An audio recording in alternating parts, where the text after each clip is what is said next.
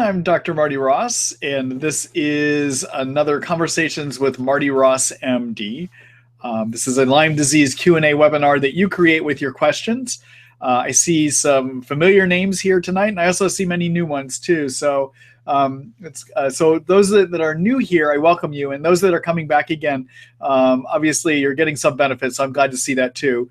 My mission is to help as many people as I can with this illness, and by giving the insights that I do here in my practice and through the Treat Lyme book that many of you are familiar with. To those of you that are new to the webinars, the way these work, you create them with your questions, and you can write your questions to me by writing your message in the chat box that you'll find over on the right-hand side of your screen. When you write your questions, I ask that you don't hit enter more than one time, which is right at the end of the question. And the reason I ask that is if you hit enter while you're writing the question, it creates multiple questions on my end, which makes it very difficult for me to manage, as I have to try to find one part and then a second part to be able to answer the whole thing. So I request that you only hit that enter key one time as you're writing your question. Tomorrow morning, I am going to have a, oops, just realized that's open there. Tomorrow morning, I will send out an email with a link to the recording of tonight's webinar. So yes, I am recording the webinar as I usually do. And then one quick note about last week. So many of you were frustrated. I was frustrated.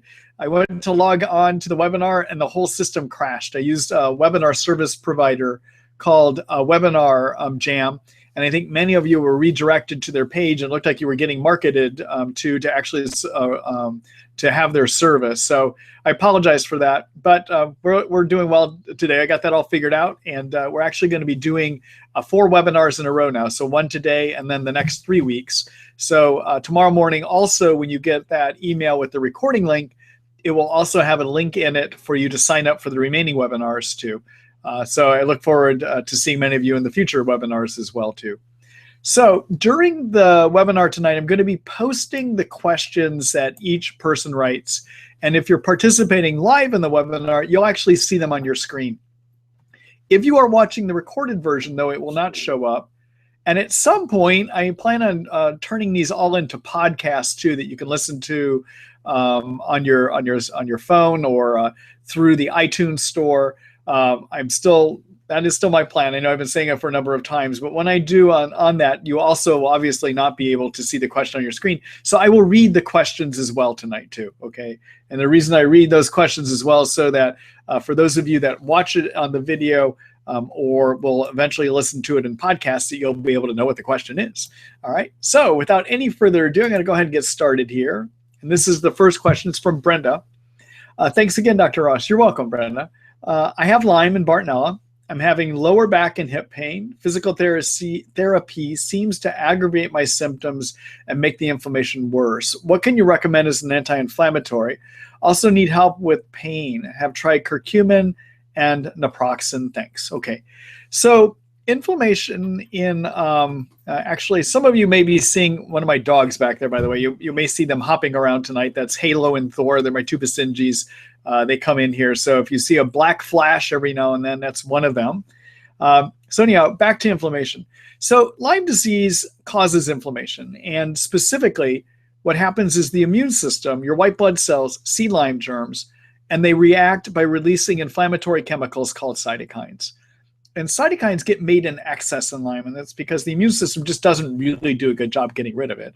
And those cytokines give you all of the Lyme disease symptoms. They disturb your sleep. They make it so you can't think. They cause your nerves not to work correctly. They give you low energy. They give you body pain, okay? So it's inflammation by cytokines. Now, there really are not many good, there are the pharmaceutical drugs devoted to being anti-cytokines are really not that useful here because they're targeted for non-Lyme inflammation. There are some anti-cytokine pharmaceuticals, but they're made more for things like rheumatoid arthritis, lupus, and so they're not really targeted to the kind of inflammatory chemicals we see here, the cytokines that are elevated in Lyme. What does work are herbs. And one of them is what you mentioned, is curcumin. Curcumin, everyone, is a component of turmeric, the Indian seasoning turmeric. It gets inside of white blood cells and it blocks, limits, decreases cytokine production. And so one thing you should do is curcumin. I know you've mentioned you've tried it. Make sure you bump it up to the top dose. And the top dose for an adult would be 1,000 milligrams 3 times a day. And before you say it doesn't work, make sure you're using a high quality curcumin, okay? So a word about supplements. Make sure you use companies that I would call pharmaceutical grade companies, okay? These would be companies that I use in my practice.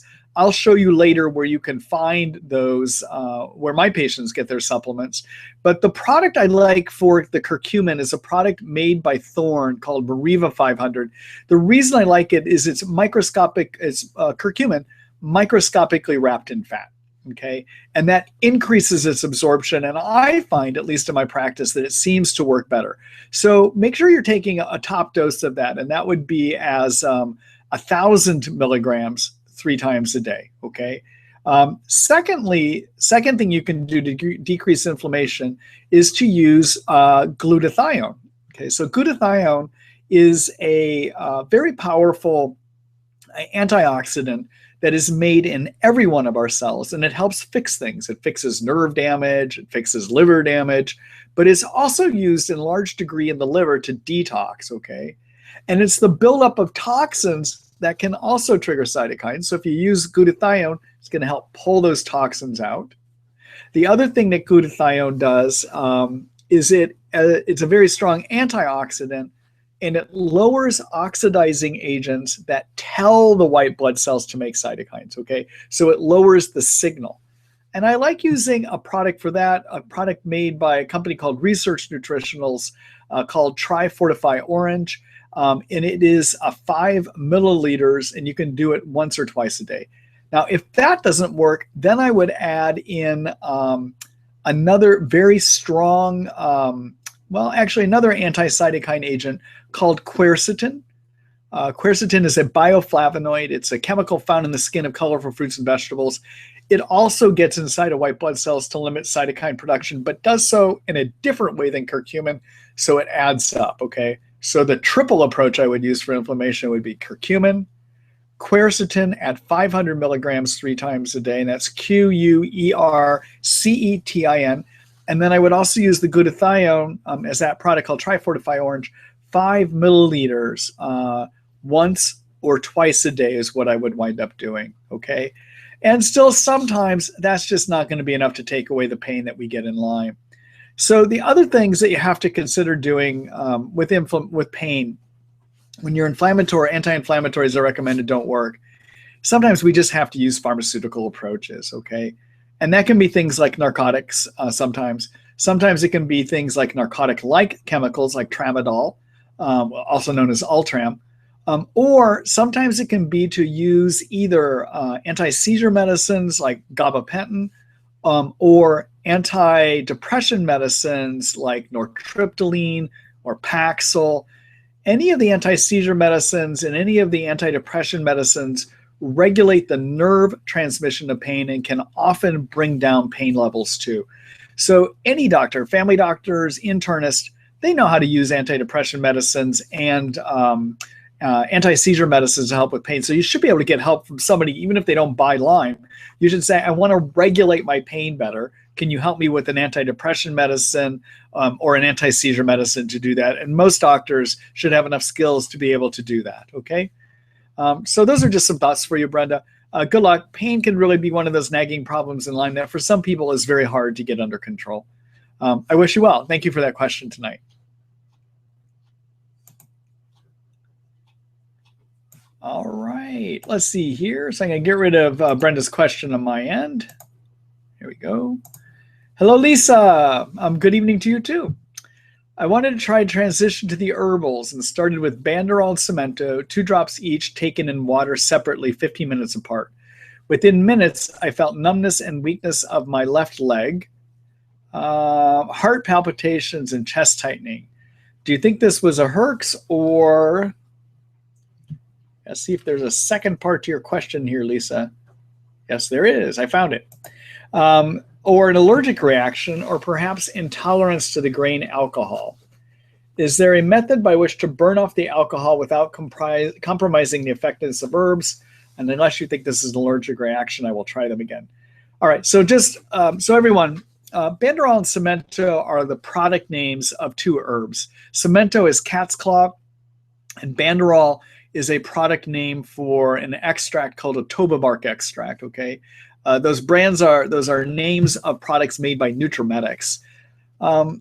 I work with various herbs in my practice in addition to prescription antibiotics, but of the herbs that I use to treat Lyme, these two together, the cemento, banderol, which is a toba bark extract, cat's claw, these two work as well as any prescription antibiotic combinations do.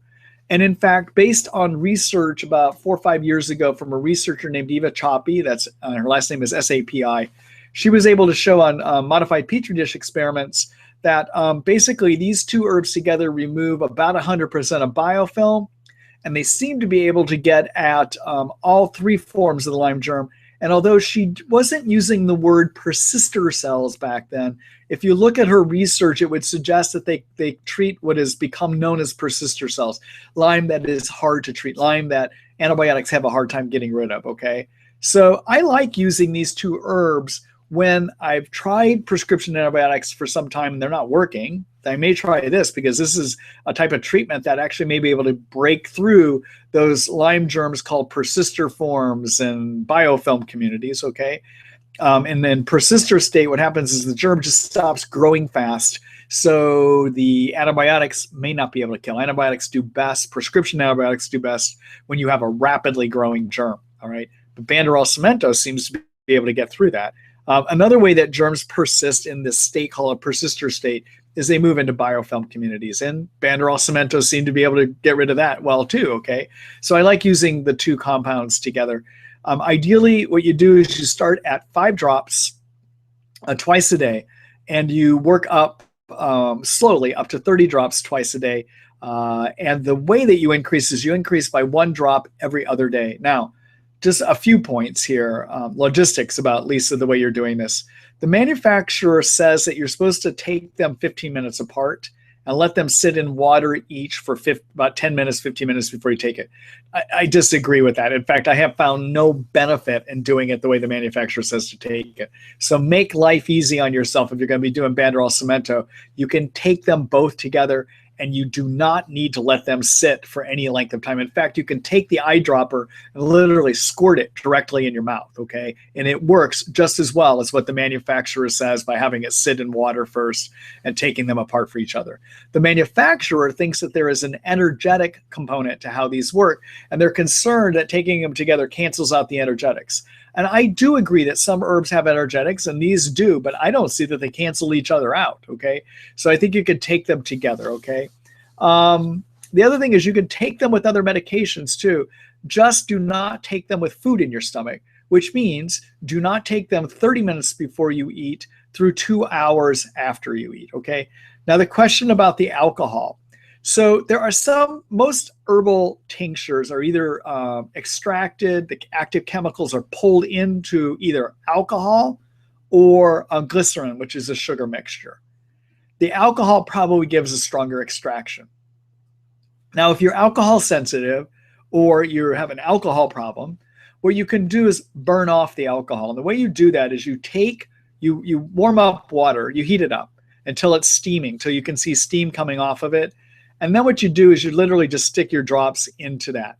And the alcohol will steam off, okay? And then you just drink the water with it in. They're still effective. They're still going to work even in heated up water, okay? So that's the way around that. Now, in terms of what happened to you here, I got to go back and look at the first part of your question. Bear with me here for a minute. I just got to go back and look at it again. I'm reposting it. So let's see. Within minutes, I felt numbness, weakness of my left leg, heart palpitations, and chest tightening. All right. So it would not be a Herxheimer reaction because a Herxheimer reaction does not happen in minutes, okay? A Herxheimer reaction, everyone, is a reaction that occurs when your immune system sees dead bug parts and toxins from those dead bugs and starts making too many cytokines. It takes a while to develop. It will not be instantaneously, okay? So Lisa, that was not a Herxheimer reaction, all right?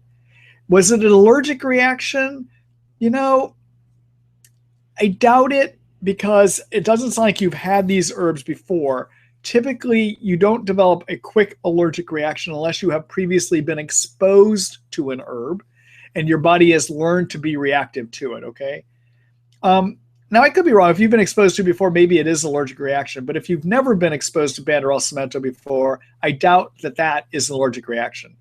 Probably what this is, when I read these symptoms of numbness, weakness in the leg, heart palpitations, chest tightening, it is possible that what this was some kind of an anxiety attack, which happens. Sometimes when we try something new, we get anxiety attacks. Now, I don't know for sure, but I would venture to try it again. But if you do try it again, just in case there's a small chance of allergic reaction, keep some Benadryl on hand. Get a 25 milligram pill of Benadryl. Keep it nearby you, okay? But if you were one of my patients, I would not be so quick to call this allergic reaction. I don't think this was a Herxheimer reaction. I think this was some kind of maybe an anxiety reaction. I'm not trying to say this is in your head. Believe me, everyone in Lyme has been told everything is in their head. I'm not trying to say that. But people with Lyme also do get anxiety, all right? And sometimes it can manifest this way too. So I hope that gives you some insight. And I hope everyone, you learned something about Banderol cemento tonight as well too, okay? All right, so let me go ahead and move on here. Thank you for that question, Lisa.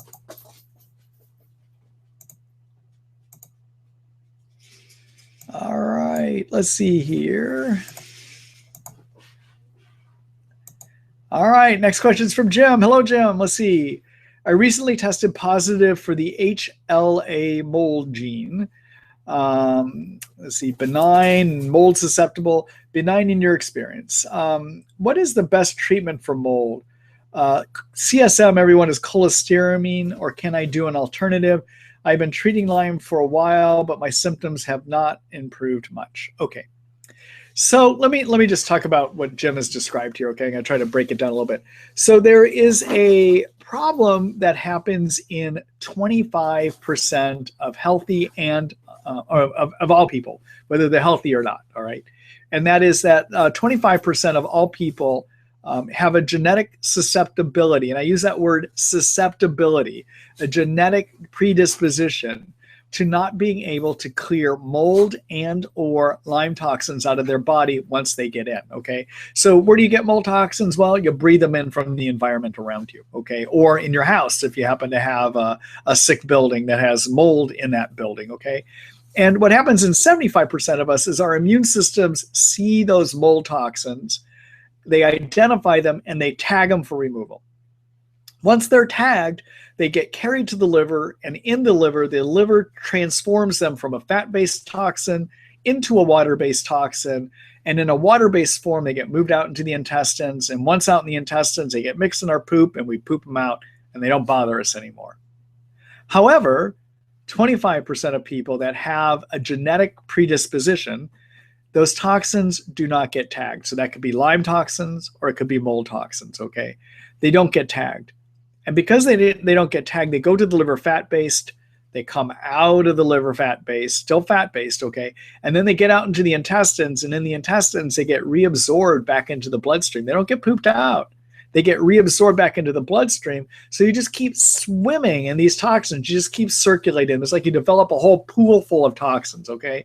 And those toxins trigger cytokines. And remember tonight, I was talking about cytokines, how Lyme symptoms, the reason you feel bad in Lyme is you have too many cytokines. Well, the reason you feel bad when you have too much mold toxins in you is you're making too many cytokines, all right?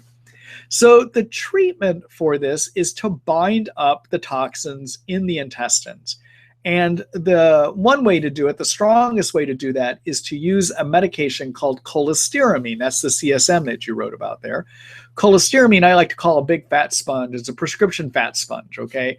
It's designed, actually is approved to remove cholesterol, because cholesterol is a fat too. And what it does, it binds up cholesterol in the intestines. But we can also use it to bind up these toxins so they get absorbed and then they get pooped out, held by that cholestyramine. There are other binders to use, though, besides cholestyramine, and I'm going to tell you about those in just a second. Now, what is this HLA thing that you talked about there? Well, there's a test called an HLA-DR. It's a way of looking to see if you have the genetic markers, the genetic predisposition to have mold toxicity problems. Now, I want to the guy that came up with the whole elaborate science on this is a physician named Richie Shoemaker. And you can learn a lot more about his theory. But basically, he's pretty undecipherable. He's pretty dense, and he has a hard time making this into something that even physicians can understand, okay? Now, Ritchie would say in his work that you only treat people for this problem only if they have the HLA problem, okay? Only if it shows up as a genetic predisposition. I flat out disagree, all right? Because I have treated people that have the HLA is normal, and they still get benefit by removing this. So I don't think his HLA test is the perfect test. It's also quite an expensive test. So I don't test for it. What I'll do is some point in my treatments, when I have a person that is not getting better, I will try to remove the mold toxins. The other time I will treat mold toxins is early in a treatment. I will do a trial to see about removing mold toxins without doing his test. I will do the trial to remove mold toxins if I have a person that has a history of having a lot of black mold exposures or being in wet buildings, okay? So those are people that I will do it with. Now, I think a better test to actually see if you have mold problems is a urine test. And that is a test that is done by a lab called Real-Time Labs out of Texas, where they actually measure 3 types of mold toxins in your urine. And when they measure it, that really is proof you got the problem with the toxins in you. But that test is about a $700 test, so it's not inexpensive either, all right? So my preferred way of trying to see if somebody has a mold toxicity issue is not to test. It's basically to look at what their risk factors are. I'm sorry, but my dogs are wrestling over here. Just a minute here. I'm sorry. Guys, stop. Lay down. Stop. Thank you. That was Thor, as he usually teases Halo.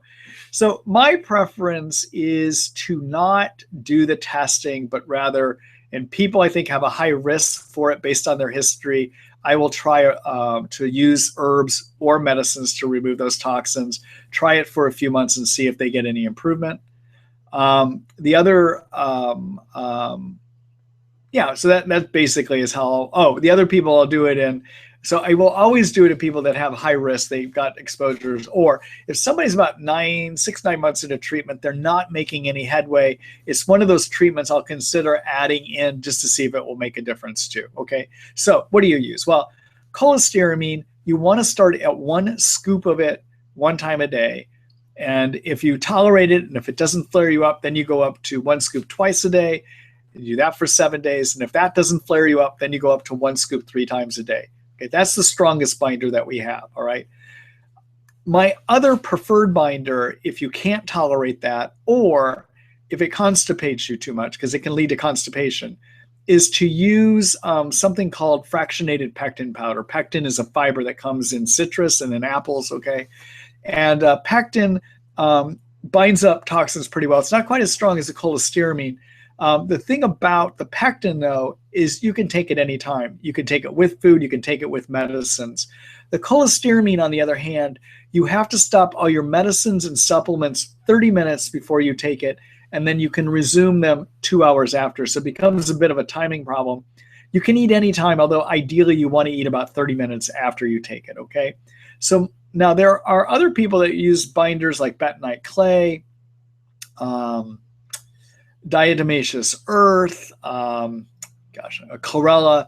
I don't find those all to work that well, frankly. And so my preference is either cholestyramine is the strongest agent, or use the fractionated pectin powder, 1 scoop once a day for 7 days, then 1 scoop twice a day for 7 days, then 1 scoop 3 times a day. If you're using either one of these, either cholestyramine or fractionated pectin powder as a trial to see if it's a problem for you, try it for a minimum of 2 to 3 months before you say it's going to help you or not help you, okay? Now, I want to just do a quick screen share here to show you where you can get more information about this later if you want to rehear what I've just talked about here. So I'm going to do screen share. Okay. And that didn't behave correctly. Hold on here a minute. There we are. All right. So I'm in the table of contents of the Treat Lyme book. This is at treatlyme.net.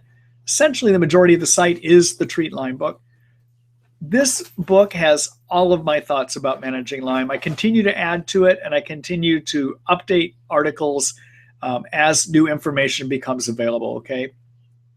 Regarding the cholestyramine and this issue, look in the chapter called the detoxification chapter, all right? And then look at the article called Lyme and Mold Toxins, a Lyme Bite, okay? And in fact, there's a recording from an earlier webinar that I did here. There I talk about the fractionated pectin and cholestyramine. Okay, so anyhow, take a look here. This is in the area that you must subscribe to read. In fact, most of the book is for subscribers. I highly recommend it. Most of the things that a lot of times when people ask me questions here, I've already written an article about it. So if you have questions tonight that I don't get to, chances are I've actually written something about it already that you would find within the Treat Lyme book, okay? So subscribe, all right? Read. And the way you subscribe is go to the chapter that has an article in it you want to read, click on that article, and if you are not subscribed, you will be asked to subscribe so you can get access to all that information, all right? So, and keep in mind too, when you do that, you actually support these webinars as well too. So anyhow, I hope that was useful for you, Jim, and everyone that needs information about biotoxin illness. I hope you got that from this as well too. So thank you, Jim. Good luck to you. Oh, I know. There was one other thing I wanted to show you here. Let me go back and do another screen share here. All right. So back in, I'm going to go over to, this is where my patients get their supplements. It's at Marty Ross MD TerraBook ND supplements. I would suggest if you're looking for what I consider to be high quality products, the ones that I find to work best for our patients, the ones that I have chosen because they don't have a lot of artificial fillers in them that could hurt a person, take a look at what we offer here. In terms of fractionated, and what you can do if you're looking for what I recommend is, so for instance, pectin powder. I'm just going to do a quick search for it here. And there it is. This is the product we carry. That's a fractionated pectin powder. It's made by Thorne. Okay. So anyhow, there you go. If you're looking for ideas, you want to know what do we recommend, it's all here. Anything that I recommend that I use the generic in the book, or if I use the generic name tonight, you can look over here to find out what is the actual product that we wind up carrying on it. All right. All right. Let me go back here. Okay. Thank you for that question, Jim. Good luck to you. All right. Hello, Denny. Let's see. Good. I'm glad you're excited. I hope I have some good answers for you. Let's see. I found out a year ago that I probably have Lyme from the IGeneX lab Western blot.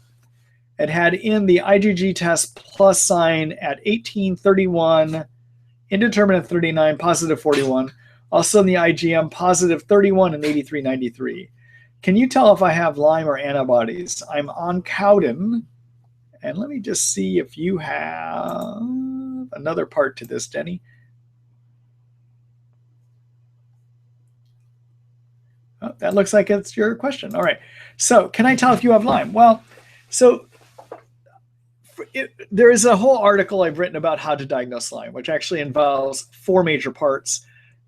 In the video that I created, it's a 15-minute video, okay? So it's pretty involved, okay? But there's 4 things we consider. I'm going to give you the snapshot version of it right now.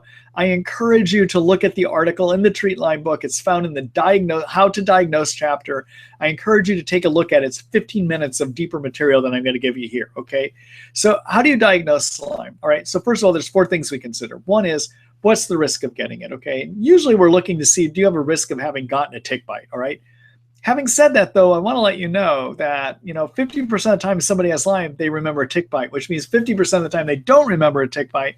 Many of us wonder if it's some other vectors beside ticks that spread it, and I happen to be one of those guys that think there are other vectors that spread it. If we look at European studies out of Poland, there's some good studies that show that mites, fleas, mosquitoes, and biting flies can carry this thing. Doesn't prove they spread it, but boy, you got to wonder when you only have 50% of the time that people remember a tick bite, okay? So we consider what's your risk. So a deer hunter is high risk, even if they never remember a tick bite.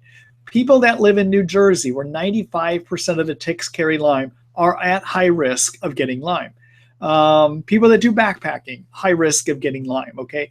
And then if you have a known tick bite, that's a high risk of getting Lyme, all right? So those are the things we consider. What's your risk factors? Number 2, we consider what are your symptoms? Do they fit with what Lyme would look like? Number 3, do you have any physical exam findings that say Lyme? And frankly, there isn't really a specific physical exam finding that says Lyme. It's just there's things we see that people with Lyme get that supports the diagnosis, all right? And then the 4th thing we look at is, do you have a supportive test? Now, did you notice the word I just used? I said supportive test. A test doesn't diagnose an illness. We have to consider all those other things that I just said, okay? So take a look for more depth about this at the video or the 15-minute article that I have, all right? All right, now, can I tell if Lyme is alive in you from this Western blot? There is a suggestion that you might have Lyme living in you, and that's because your IgM Western blot is positive. And let me explain what I mean by that. So whenever we get an infection, we develop 2 families of antibodies. There's a family called IgM antibodies, and there's a family called IgG antibodies. In all infections, except 80% of the time in Lyme, in all infections, IgMs go away by around 3 months, and they get replaced by IgGs. Once we develop IgG antibodies against an infection, they will always remain. In fact, they are the memory of the immune system. So for instance, that polio vaccine you had as a kid, you still are making IgG antibodies against that polio, and therefore you're immune. You're not going to get polio if you get exposed, if you travel, okay? All right? So that's what IgG antibodies do. Now, with your IgG, when an IgG test comes back positive for Lyme, I can't tell by looking at the test if the germ is in a person or not. The best I can say is that the immune system has reacted against it, and the IgG antibodies in the immune system may have gotten rid of the germ, but they still keep showing evidence of it, okay? Because IgGs don't go away, all right? IgMs have something odd that occurs in Lyme. So 80% of the time that I diagnose somebody as having Lyme and they have it for a year or more, it is actually IgM antibodies that they are making. Now, the infectious disease doctors in this country look at that and they automatically call it a false positive test. And the reason they automatically call it a false positive test is, but if they apply the model we apply to every other infection, they're not supposed to be there. They're supposed to go away by 3 months, okay? So in typical infectious disease specialist fashion, instead of saying, wow, that's interesting, I wonder why that occurs, what they say is, it's wrong. And I don't know how something that occurs 80% of the time can be wrong. It just means we need to come up with an explanation for it, all right? So here's what the explanation is, and this is what the theory is, all right? So what we think happens is, or what we know happens as part of this explanation is, what any germ covering is a layer of fat into which proteins get stuck, okay? And we have multiple copies of many kinds of proteins that are found on the covering of a germ. And in Lyme, we know that those proteins can move around. They can bury themselves in the fat and they can pop back out. And they do so with different timing and they can change their position. So what the germ looks like in Lyme is constantly changing.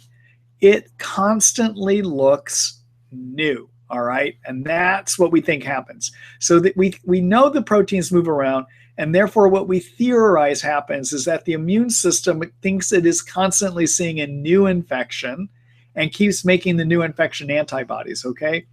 And because of that, when you get an IgM test back positive, it means you got a living germ in you, okay? So based on that test, I think you got a living germ in you. And if you have enough other stuff that says you have Lyme, like you have a risk of getting it or you have a lot of Lyme symptoms, then I would say, yeah, I think you have Lyme, all right? Keep in mind, any test can be wrong. So if you had a positive test like this with no Lyme symptoms, I would say the test is probably wrong. There's probably a high probability it's wrong. The accuracy of a test, when it says it's positive, of being truly positive, goes up if you have more of the symptoms of the illness, okay? All right, so anyhow, I hope that answers your question. I know that's a rather long-winded explanation, but again, for more detail about how to diagnose Lyme, what the symptoms are, other tests you can do besides a Western blot, take a look at the chapter called How to Diagnose and the 15-minute video article that I have in there about how to diagnose Lyme. All right? All right. Thank you for that question, Denny. Good luck. All right, let's see here. Hello, Lisa. Let's see. Oh, we already answered that. Get out of here. Let's see. And then India, you asked, will this replay later? Yeah, we're going to have a, I will send out a recording link tomorrow morning in an email to you. And yes, if everything goes well tonight, if I don't have technical problems, if everything goes as planned, I will edit up the video recording of this webinar tonight and have it published for everyone to view tomorrow. Okay, and you'll get an email about that.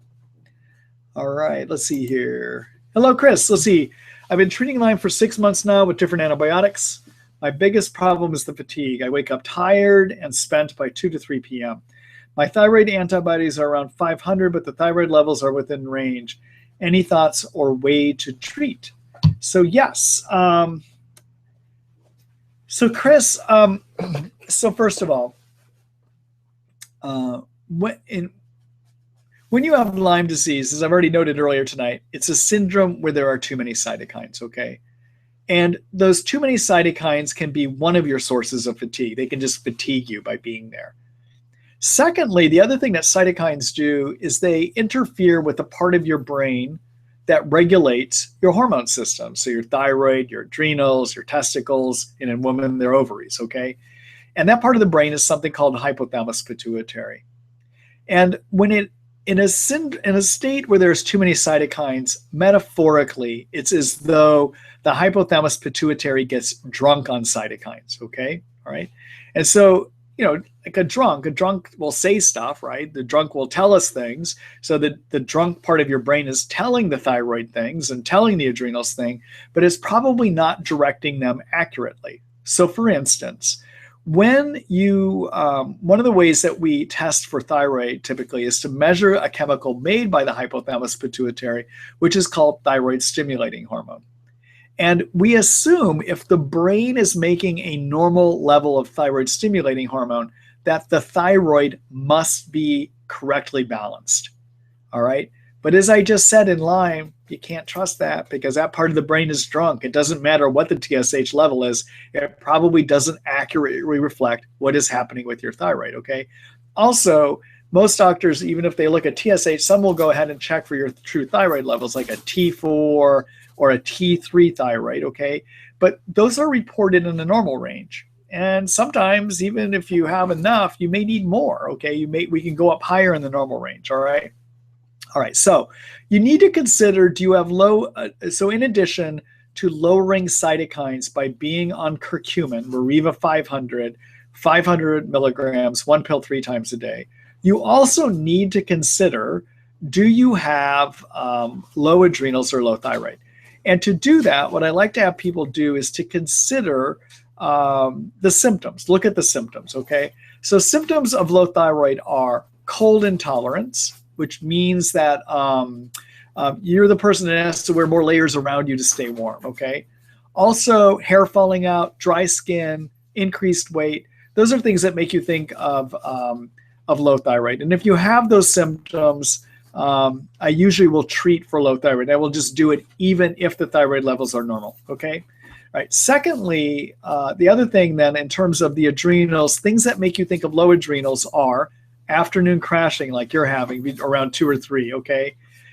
The adrenals also, when they're low, can cause you to have hypoglycemia, low sugar.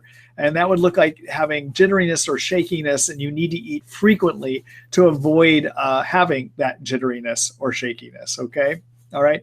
So the other thing that can indicate low adrenals is if you have, if you get lightheaded frequently on standing, that's another suggestion of low adrenals, okay? So things that you might want to do, if you have enough of those symptoms of low adrenals, you need to fix them. I like working with an herb called ashwagandha that supports the adrenal glands, 400 milligrams, 2 pills in the morning, 2 pills between 1 and 2. Get on curcumin because it's an anti-inflammatory that lowers the cytokines that are causing your brain to get drunk and not direct your hormonal systems correctly, okay? And then finally, if you have a lot of those symptoms of low thyroid, the big one is the cold intolerance, where you have to wear more layers than everyone around you. If you have that, I like starting on a type of thyroid called armor thyroid. It's ground up thyroid gland from pork, and it is given as a 30 milligram pill 1 time a day is where I usually like to start. Okay. Now let me show you where you can look at more information about what I just showed you here. So I'm going to go ahead and do a quick screen share. All right, so going back over, so this is our main website. This is the treatlyme.net. This is the information site. This is home of the Treat Lyme book, all right? Also, it is, so if you want to read more about what I just said about hormones, take a look at the chapter called Hormones, okay? And in here, I have an article called Heat Up, Speed Up about thyroid and adrenals, all right? Gives you the kind of details I was just talking about. Here's an article about ashwagandha if you want to read a little bit more. The other thing I would encourage everyone to take a look at is my Lyme disease treatment guidelines, okay? And I wrote these about a year and a half ago, maybe 2 years ago. I periodically do an update here, but it basically has the key steps that you should be doing throughout your treatment. Okay, number one, get sleep, okay? If you have to use herbs or drugs to do that, you want to get 7 to 9 hours of sleep at night because that helps restore the immune system, lower cytokines. Number two, be on curcumin to lower cytokines, okay? Number three, be on ashwagandha as an adaptogen, which is something that helps you deal with stress. Number four, correct your hormones if they're low, and I tell you how to do that here, including, here's the symptom list I was just telling you about, okay? Number five, be on a good multivitamin. Number six, make sure you've gotten yeast out of you if they're in you, because if you have too many yeast in your intestines, they're triggering too many cytokines, okay? And down here is a yeast screening questionnaire. I'm just kind of floating over it there. You click on that. If you fill that out, you score over 140, it means you have yeast that you should be treating, okay? And then number seven, kill your Lyme germs. And there it is, that Otoba bark extract, cat's claw I was talking about earlier tonight. And there's also prescription options. Number eight, do some basic detox steps, treat your co-infections, so do all those things. Those are the critical things you should be doing throughout your treatment. So your treatment could not be working. If you just use antibiotics, you're not going to get over this illness. You've got to correct all of those abnormalities, okay? Now, let's say you're 6 to 9 months into treatment and things aren't getting better. Then take a look at part 12 here, okay? And I have a whole chapter in the Treat Lyme book about these specific things, all right? But these are the next steps to consider, like Lyme and mold biotoxins that I was talking about earlier, okay? So again, within the Treat Lyme book, if you're stuck, you're not getting better, take a look at the chapter called Can't Get Better, Do This. And in here, I talk about the next steps that you want to do 6 to 9 months and beyond, which is look at your detox options, consider things for biofilms, consider treating chronic viral infections, fix dysfunction of your mitochondria, which are your energy factories, talk about treating co-infections, what to do to fix a dysfunctional immune system, and even doing yeast treatments, okay? So take a look here. This is some other ideas, all right? Now, there's one additional thing that I need to add to this autoimmune treatment section. I just realized it's not there. And what you can do is the most recent article that I've written, it's in the immune system. It's this article called LDI, Bring On the Regulators. It's kind of an experimental way, a new treatment that's been developed over the last year or so to regulate the immune system.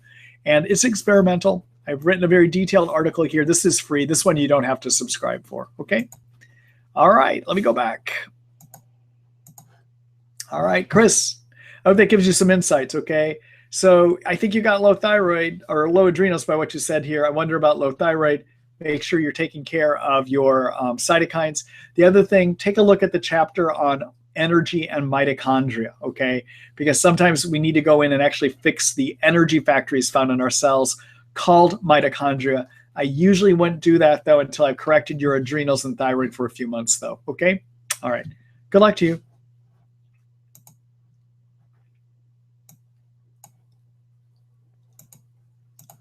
All right, let's see here.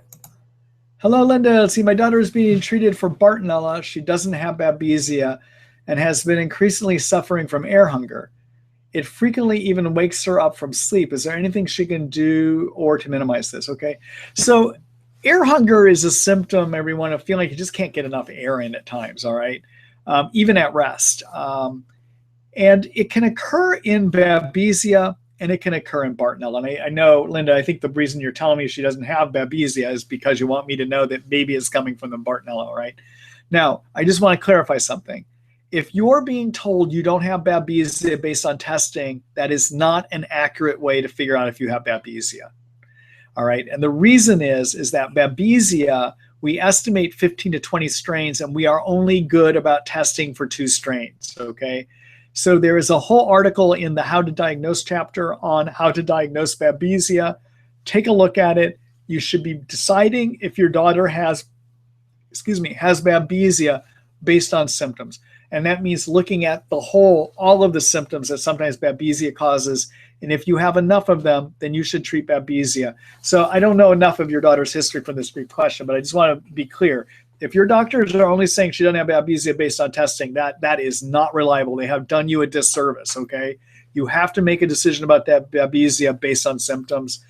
In fact, I don't even do the testing. I just don't think it's reliable, okay? All right. Now, about Bartonella. Bartonella can cause air hunger as well, too. And the mechanism for Bartonella, so Bartonella likes to infect what are called endothelial cells, cells that line your blood vessels and line the coverings of organs, for instance, okay? And when they infect it inside your blood vessels, that causes the cells that line your blood vessels to plump up, swell up into the opening of those blood vessels. And that can create a feeling that means that some of your tissues, like up in your lungs, are having a hard time getting good blood delivery and therefore oxygen. Okay, so you feel hungry for air. All right. So the way to deal with that air hunger is, number one, kill your Bartonella. Okay. Or Babesia if it's there. And the second thing is make sure you are doing some good anti-cytokine work, okay? Because you need to get the inflammation down. And good anti-cytokine work starts with your curcumin, the Mariva 500 that I've talked about a number of times tonight. And if that's not enough, then I would add in some glutathione to that as well too. And so sometimes it's just a matter of time also before these symptoms get better, all right? So an average Bartonella treatment length, if you get on the right regimen, is 4 to 6 months. For those of you that are wondering, how do I treat Bartonella? Take a look at the article found in the infection treatment chapter in the Treat Lyme book, found at treatlyme.net. I showed all of you that earlier tonight. There's a chapter called Treatment Plans. Look at the treatment plan called Kills Bartonella, a brief guide for the ways that I recommend to treat Bartonella. The ones I have found successful in the 10 years of my doing this in my practice. There's also one there called Kills Babesia as well too. All right? All right. Good luck to you, Linda. Good luck to your daughter actually too. And thank you for that question.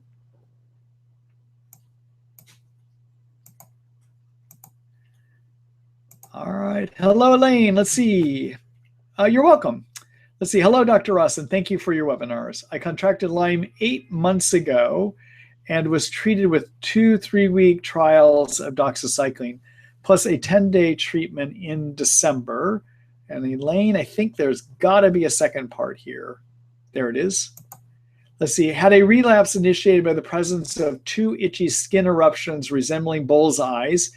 These resolved in 2 weeks' time with lessening off of symptoms and leg muscle pain. And then you said, and disturbed sleep. Is this unusual? All right. So let's go back to the first part of your question. It's going to be easier for me to look at that part. If I can find it here again. All right.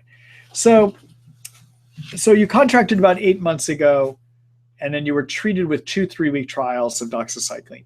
So what I would be concerned of is that you didn't necessarily have a relapse, but rather you were not treated long enough and well enough to get rid of the germ. All right. If you contracted Lyme 8 months ago, before, actually, I can't tell. I can't tell when you started the doxycycline relative to being treated. So if you get treated with antibiotics in the first month of your infection, the majority of the time we're going to completely knock it out. If, however, you start your antibiotics beyond that first month, an average length of treatment is going to be 2 months of antibiotics per month after the time you got your tick bite, okay? And I can't tell from your question when you actually got Lyme, because when you say you contracted Lyme, I don't know whether you mean that's when you got symptomatic or that is when you actually know you had your tick bite, okay? And they may be two totally different times, all right? Because people can get their tick bite and live very healthy for years sometimes before they ever start developing symptoms, okay? The average length to treat Lyme, if it's been in you for a year or more, when you start getting treated, is 2 years. That's an average, all right? And again, if you get Lyme treated in the first month, most of the time, and you're on at least 3 to 4 weeks of continuous antibiotics, most of the time, we're going to take care of it too. But if you get treated beyond that first month, consider at least an average of 2 months per month beyond your bite for treatment, okay? So chances are you were not treated long enough. The other thing I want to let you know is if you use doxycycline alone for repeated months, there is a chance that being on that doxycycline could have caused the development of what are known as cyst forms of Lyme and even promoted biofilm communities of Lyme. So the doxy may have done a good job of killing spirochete Lyme, that's the corkscrew, and another form of Lyme that lives in cells called intracellular Lyme, but it may have promoted the growth of cyst Lyme and biofilm community Lyme, okay? And what happens then is you stop your doxycycline, and guess what happens? The Lyme that lives in the biofilms comes out of hiding, and the Lyme that's been living as cyst will actually change back into the kind that lives in cells called intracellular Lyme, or they may change back into spirochetes, and you're back into having the full issues all over again, okay? So I think, Lane, I think you've got Lyme again. I think you need to be treated, and you need to be treated continuously for at least 2 to 4 months of being 100% well before you stop your treatment to prevent relapse, okay? And how you should be treated, you need to be treated for all 3 forms of Lyme. You should take a look at the successful treatment recipe, which is my Lyme disease treatment guideline that I just showed everyone earlier, okay, for ideas about how you may want to proceed at this point, okay? Good luck to you, Lane. Everyone, the other thing I want to let you know, many of you may be aware, I actually do have one-on-one internet visits where I can visit with you.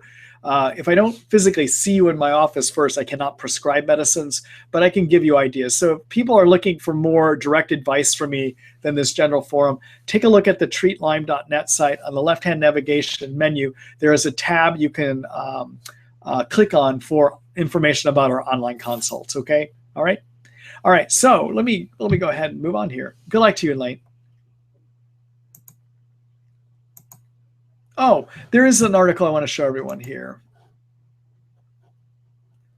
All right, so I'm going to do a screen share. All right, so I'm back in the Treat Lyme book again at treatlyme.net, okay? There is a chapter in here called Recovery Time and Odds. All right, and there's an article in here that gives a really good overview about getting healthy. It's called Getting Healthy, Will I, When, How Do I? And it talks about all the stats about how long does it take to get well, what do you need to do to be sure you do get well, what are your chances of getting well, etc. This is the odds article, okay? So take a look at it for more information, all right? All right, and then let me see here. Let me go back. All right, so let's go ahead and keep moving on here. One more thing. I got to look at one thing here just a minute. Okay. Okay, the next question. Let's see. I've got to get rid of this one. Thank you, Elaine, for that question. I'm just removing it here. Hello, Randy. Let's see. I have all symptoms of hypothyroid, hair falling out, bad constipation, fatigue, cold, etc. Doctor says TSH levels are normal, so he won't change anything I'm on. 1/2 grain Synthroid and feel wired, full of anxiety and exhausted at the same time. What do I tell him to make him realize this? Randy, what I would do is look at that article that I showed everyone just a few minutes ago about the thyroid, print it out and bring it to him. okay? The other thing you may want to do is print off the section of my Lyme disease treatment guidelines, a successful treatment recipe, where I also talk about the unreliability of testing here, and that he should be treating you based on symptoms, okay? All right, good luck.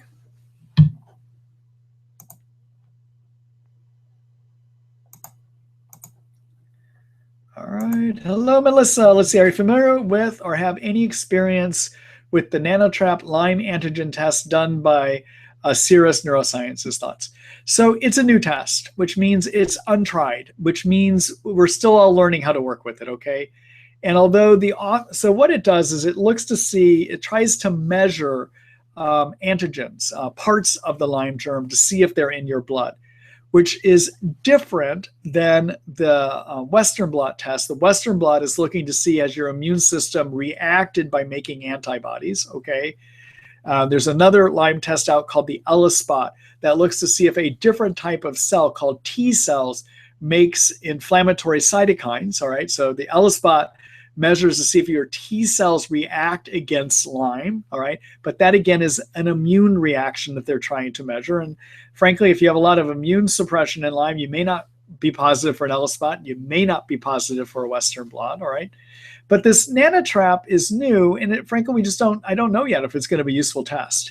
The one promise that it may have is that it may be able to detect Lyme by testing earlier than a Western blot would and then an ELISpot would, because it's not relying on you developing an immune reaction. It's looking to see, do you have the parts of the germ in your blood? The problem, though, is Lyme doesn't readily live in blood. And we know from one other test, which is a DNA test called a PCR test to see if you have Lyme DNA in your blood, we know the PCR testing will only find Lyme in your blood 30% of the time. And while the authors may claim, the developers of this test may claim that they have really high success rates of finding it when it's there, I don't know. We'll have to see over time if that's true. And I am just beginning to look at using this because I have suspicion that it's not going to be the best test as they think it is, because I don't think Lyme lives where they're trying to measure it. Okay? All right. Anyhow, there you go. Where does Lyme like to live? Well, Lyme likes to live. Somebody's probably asking me that. So Lyme does not like to live in your blood. And the reason Lyme doesn't like to live in the blood is that oxygen in blood kills Lyme. It's toxic to it, okay?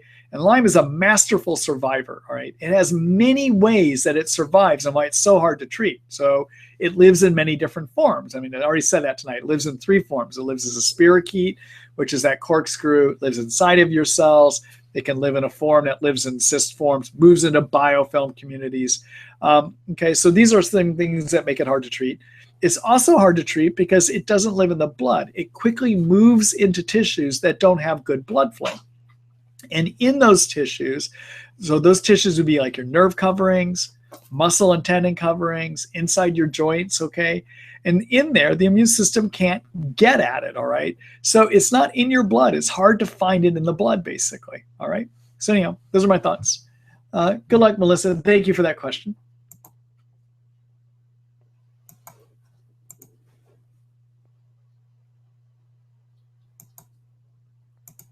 All right, let's see here. Hello, Nakomi. Let's see. I've had a yeast infection in my mouth for over a year, and I'm lactose intolerant. Any suggestions? Thank you. So I tell you what. So Nakomi, you need to treat your yeast. Obviously, if it's in your mouth, it's in the intestinal tract. You've got yeast overgrown. And I tell you what I'm going to do, because I really have a good article about how to treat yeast, and it would be better if you just take time to take a look at it, okay? So take a look at the chapter called on yeast in the Treat Lyme book. I lay out how you would go about treating yeast, which probiotics to use, and which herbs and or prescription options you would have, okay? So it's very clear in that article, so I don't find a need to actually explain it here tonight. And that would allow me to get to some of these other questions. So take a look in the Treat Lyme book. In the yeast chapter, yes, you may have to pay for a subscription to read it, but it's packed full of good information about how to treat yeast. Okay? All right. Thanks for that question, Nakomi.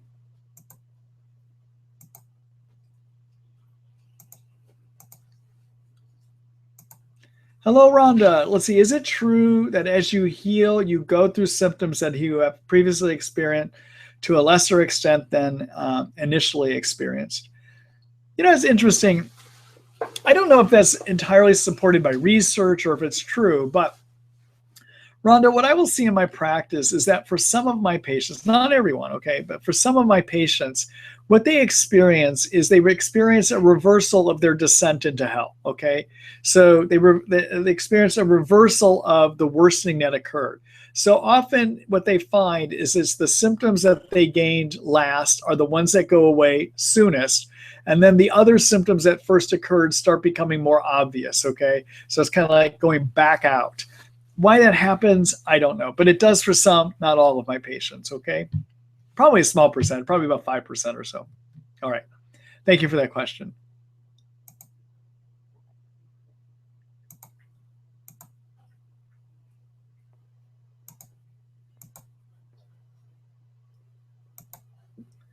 All right. Let's see. Hello, Wendy. For a 16-year-old with congenital Lyme, we tried Mucuna, 1 caplet each morning for about 2 months with about a week off to see if any difference was noted. Mucuna didn't seem to help with brain fog at all. No other changes noted either. Trying lithium orotate. How long does it take to, and that's 1 of 2. Here's the second 2. How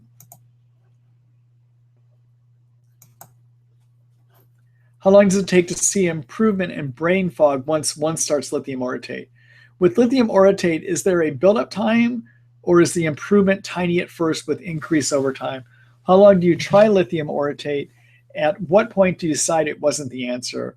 What do you do move on to if not working? All right, so I think, so lithium orotate, everyone, lithium is an element, it's a mineral, and it's an essential mineral for nerve function. And if you give more lithium to nerves, there are studies that show you get better nerve communication, process called nerve signaling, where the nerves talk together better, okay? And that nerve signaling improvement helps with brain function, okay? Lithium also is useful at calming agitation. And so you can get lithium 2 ways. You can get it as a supplement, and that's something called lithium orotate. It's a 5 milligram pill, and I usually recommend people take it at 1 pill 3 times a day. You can also get pharmaceutical lithium, which is what we use for people that have bipolar illness or a manic depression, okay, for the manic side of it, all right? And when you use lithium that way, you're talking 600 to 900 milligrams a day in an adult, okay? So as you can just hear, the kind of lithium I'm talking about for brain function and to decrease agitation, we're talking 5 milligrams 3 times a day, 15 milligrams versus psychiatric dosing of 600 to 900 milligrams, okay? So it's a totally low dose, okay? In terms of how long does it take to work, you know, for the agitation portion of things, that usually within about a month you should be noticing improvements if it's going to work, okay? In terms of the cognitive repair, it's the thinking repair, it can sometimes take a few months, all right? The other ideas that I would have, Wendy, is there is a whole chapter in the chapter of the Treat Lyme book on brain and nerves. There's an article you may want to take a look at that will give you the other ideas. What's next in terms of thinking and cognition, okay? So let me show you where you'll find that. To the Canadians that are listening here tonight, I want to let you know that lithium orotate is not available as a supplement in Canada. It's restricted up there for some reason. So it's something you would have to buy here in the States and have it shipped up to you, okay? And we do carry it at our supplement store, but I just want to make you aware of that. You're not able to find it up in Canada, actually. All right, what was I doing here? Oh, brain. Yeah, okay. So there's a chapter called Brain and Nerves. Here it is. All right. So the article that I've written about brain issues is this one called "My Brain Isn't Working, I Think. What Can I Do?" All right. Take a look at this. I go through all kinds of options for you to consider to help brain function and even brain fog, of which lithium that you're trying is just one of the options that are raised in that chapter, in that book, okay? Or in this article found in the Brain and Nerves chapter. All right. All right, let me go ahead and go back here. All right, Wendy, good luck. Thank you for that question too.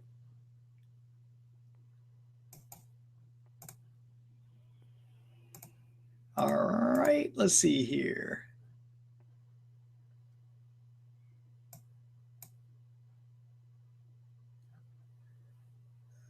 Ignore that. All right, hello, Val. Let's see. Hello, Dr. Ross. What is a good multivitamin to take that is in a pill or capsule form? Also, what are your thoughts on massage during Lyme treatment? I had one and it seemed to cause a major flare-up. Okay. So in terms of massage, Val, you have to be careful in Lyme with massage. What I find is that there is a risk, or people often can get flares if it's deep tissue massage where they really put a lot of pressure in.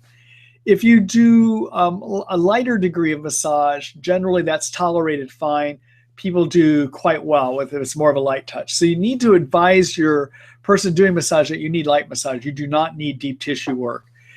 Why people flare up, I'm not entirely clear what the biomechanism is behind that, other than to note it is quite a common occurrence that can happen, okay? When it comes to multivitamins, I steer everyone towards the powders because there's so much more in a powder. And unfortunately, I just don't think I'm going to have a good recommendation for you about a pill form. It's one of those things I always have to look up because I'm usually able to convince people to try the powders, okay? Because there's so many more nutrients that are packed into those powders. My favorite two powders is a powder made by Integrative Therapeutics called the Energy Infusion. My other favorite powder is one made by Thorne called Metaclear. It's designed for people that have problems with various allergies and sensitivities, okay? If you use the Metaclear, I like having people take 1 scoop twice a day.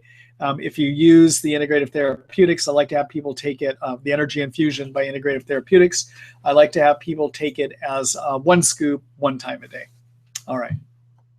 Thank you for that question, Val.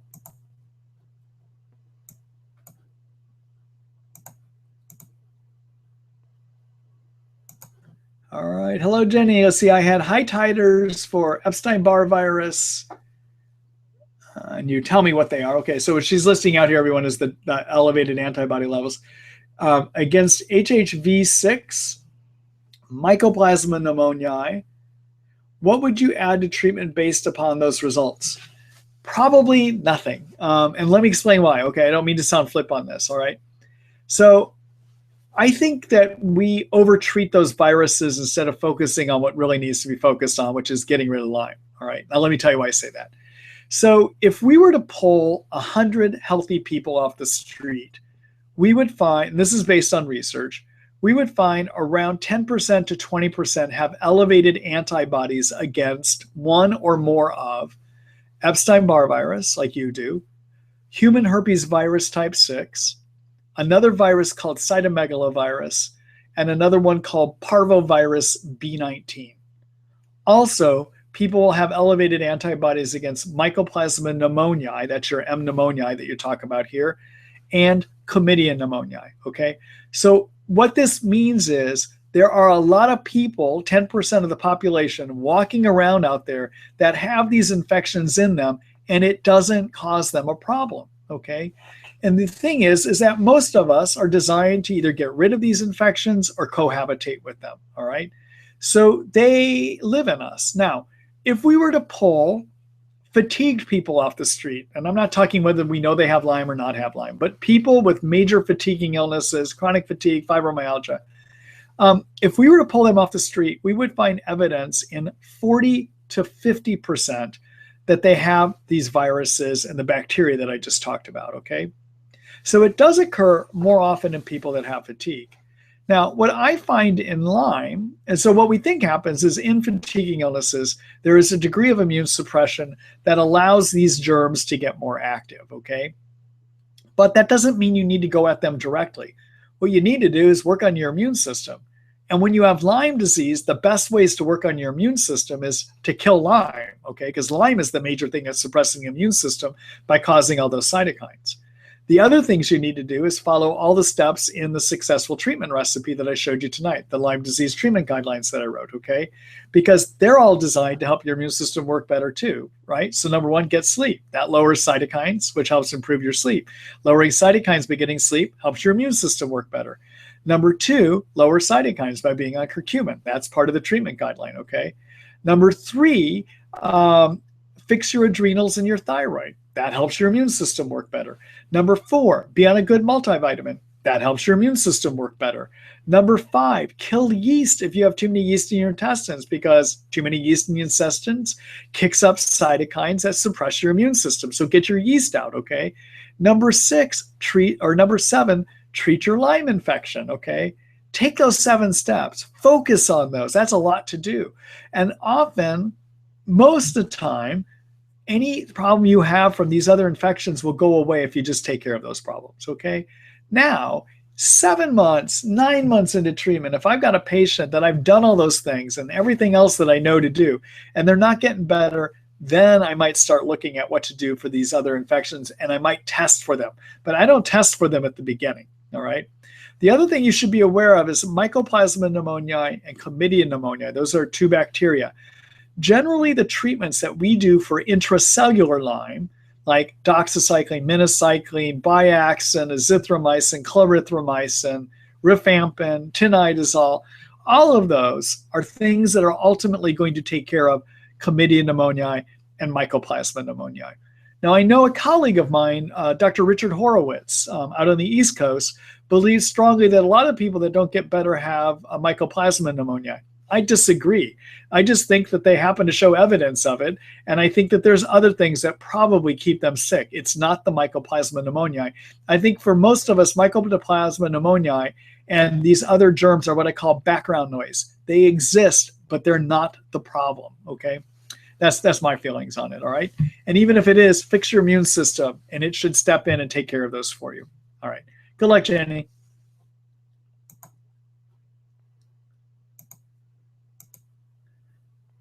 Let's see. I'm just getting to a question from Joe that said, is the webinar started yet?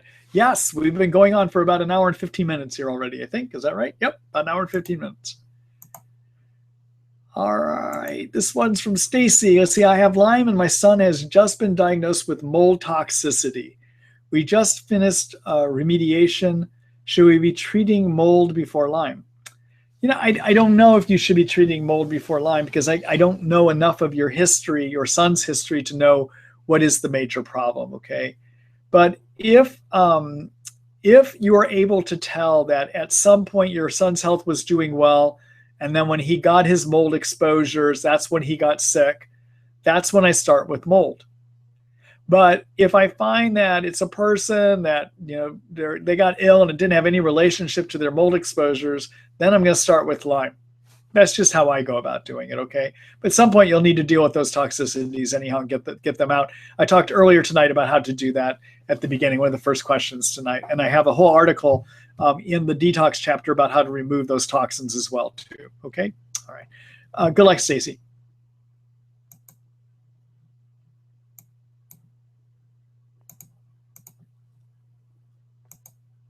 Hello, Eric. Let's see. Hi, Dr. Ross. Have you heard of Lyme-Bark babesia causing tarsal tunnel and carpal tunnel? I have numbness and pain in my feet, and the DOIC said that's what I have. Thanks, Debbie. Okay, so everyone, carpal tunnel, many of you are familiar with this thing called carpal tunnel. So the carpal tunnel is a channel that runs right here, through which there's a nerve called the median nerve that runs, okay? It's a tube, if you think about it, okay?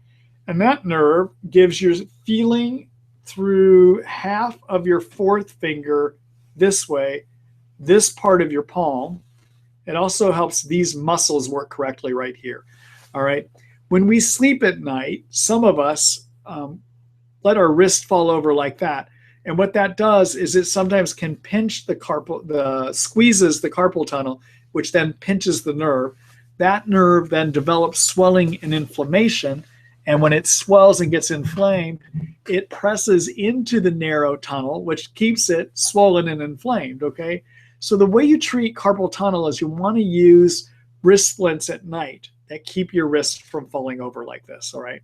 Many of you have seen those in the pharmacies, all right?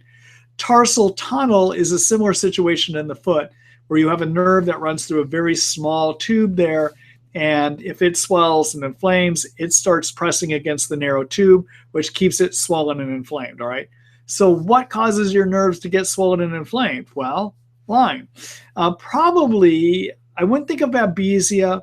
I do know and I do see that carpal tunnel and tarsal tunnel get worse with Lyme because Lyme can lead to inflammation of the nerves, okay?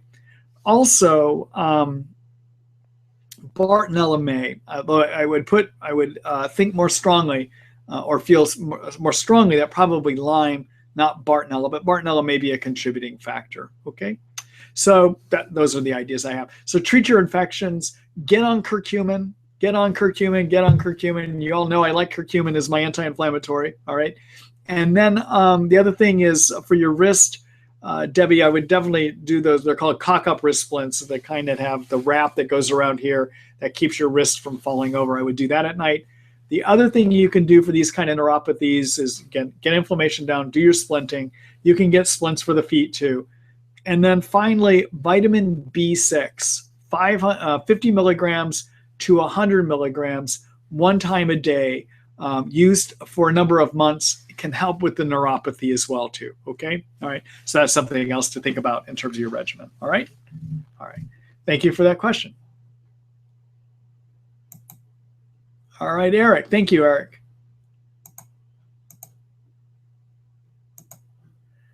Hello, Brenda. Let's see. Thanks, Dr. Ross, for your effort. You're welcome. Have Lyme, Babesia, Ehrlichia, Bartonella since 2009. Was up to 85% back to normal until relapse this past year after using fitness center for 5 months. Babesia has decreased with Artemisinin annula. Are the chills related to Lyme or other co-infection? So chills can be Lyme. Chills can be Babesia, all right? So Babesia gives temperature dysregulation, which can sometimes give chills. Lyme can give chills as well too. Now, there's one thing I just want to point out to you that I see in my practice, all right? So when somebody does go through relapse, yes, it is possible it's Babesia. Yes, it's possible that it's Lyme. But what I see is 90% of the time that people go into what looks like a relapse, what it actually is you develop too many yeast in your intestines. And that can even occur after you stop antibiotics, because having been on antibiotics, even taking nystatin or other things to prevent yeast, you are still a huge setup for getting too many yeast. And so in my practice, I'm always going to screen people by asking about symptoms to see if they have too many yeast, if they start to go through relapse. And I want to make sure I've dealt with yeast first if there's any chance that yeast is there. And probably about 90% of the time, what looks like a Lyme relapse isn't. It's actually too many yeast in the intestines triggering cytokines, okay? So how do you figure out if you have too many yeast? Well, let me show you where you can find that information in the Treat Lyme book here. I'm going to do a quick screen share. All right, so back in the table of contents, here's the yeast chapter. And in the yeast chapter, there is an article called, Is it yeast? A silent problem. Do you have yeast? Take a look at this one, okay? And then in terms of what to do for your yeast, here's the article called Kills Yeast, a Brief Guide, all right? But take a look here. I talk about in the article, I do lay out how do you figure out at the beginning, what do you do in the middle? Like what things do you look at to see in the middle if it might be yeast, okay? So there's the yeast chapter for you, okay? All right, let me go back. All right, good luck to you, Brenda.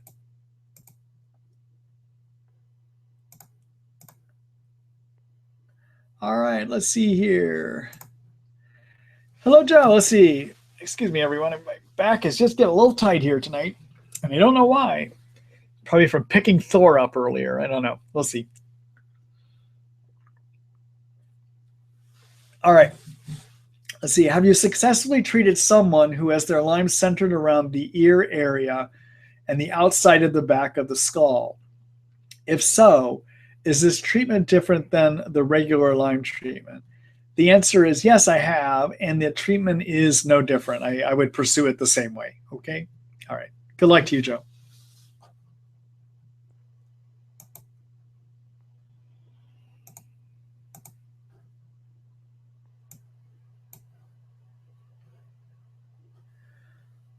right, let's see here. This is from Rhonda. Is it essential to use trifortified glutathione half an hour before food, or can you take it at any time? I have people take it anytime. I know the manufacturer says it's better to take as you suggest here, but I have people take it at any time, and I think they do quite well. All right. Thank you, Rhonda.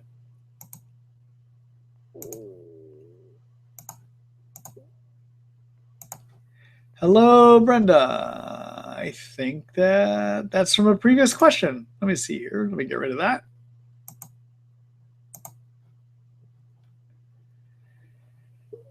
All right. So, question from Pamela. Do you use antibiotics with low-dose immunotherapy, LDI? The answer is yes, I do, but it's a really complex topic, and I have created a whole article about it. In fact, I posted it up, I think, about a week and a half or 2 weeks ago. Take a look at it. You'll find it in the immune chapter. It's actually free, okay? So it's got video with it, and it's got a big, long, detailed explanation for why I think you should be on antibiotics when you do LDI.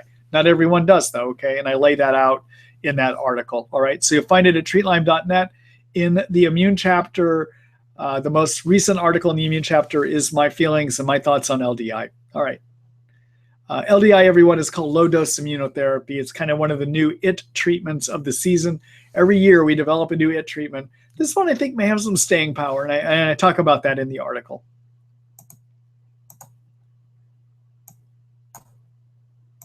All right, thank you. Let's see here. Hello, Deborah. Let's see. Dr. Ross, I'm on clarithromycin, Mepron, grapefruit seed extract, and Bactrim for Lyme, Bartonella, Babesia. And after 1 month, I'm starting to feel better. How long do I need to be on these to get rid of the Bart and Babesia? What is your treatment recommendation? Okay, so in this treatment that Deborah is on, everyone, the clarithromycin and Mepron is the actually Bactrim too. The main part of the Babesia treatment would be the clarithromycin Mepron, although Bactrim can help, okay? And then the clarithromycin with Bactrim is a good Bartonella treatment as well too, okay? If you want to know more about what I recommend to treat about Bartonella Babesia, take a look at the two articles, Kills Babesia Brief Guide and Kills Bartonella Brief Guide. You can find those in the Treat Lyme book, okay, on the infection treatment plan chapter. And then what I want to let you know about both of these regimens that she's on, they will work about 80 to 85% of the time, okay, in terms of getting rid of Bartonella or getting rid of Babesia. So an average length of a Bartonella treatment is 4 to 6 months, depending on how you're doing. And an average treatment length for Babesia is about 4 to 5 months. Now, the reason we treat Babesia that long is we treat it based on a life cycle of a red blood cell. In other words, how long a red blood cell lives after it's birthed, if you will, in the bone marrow. Okay, so it's made in the bone marrow. Red blood cells live about 3 months, sometimes a little bit longer. And where Babesia lives is inside the red blood cells, and we want to bathe the new blood cells as they're being born with the anti-Babesia meds to make sure that they don't get reseeded, infected with the Babesia that's in the blood cells that we're trying to kill. Okay, basically. So we treat at least 4 to 5 months to prevent a relapse from developing, basically. All right? All right. Good luck, Deborah. Thank you for that question.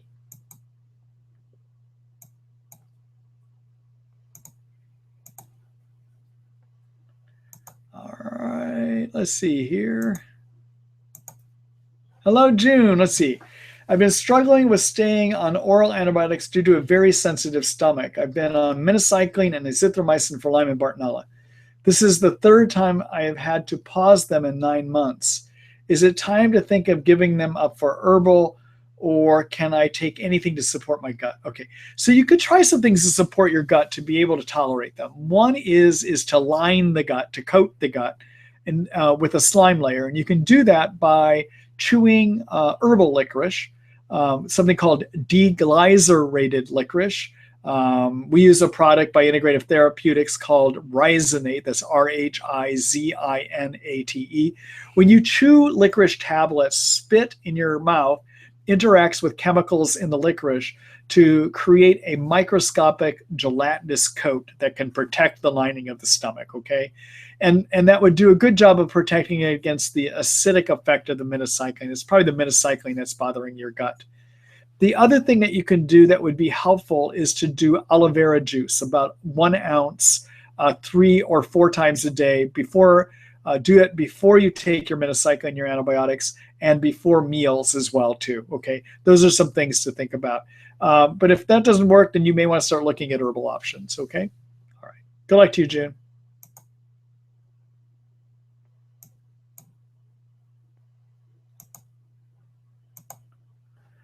All right. Well, listen, everyone. That's it for me for tonight.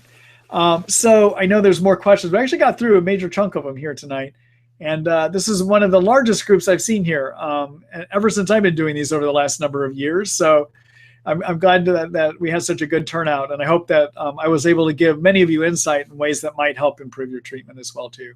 I encourage you all to subscribe to the Treat Lyme book, where you can read more of my thoughts about many problems that people develop in Lyme. I showed you parts of that book tonight. You can see it's organized in chapters, so you can find information about the various problems that are bothering you.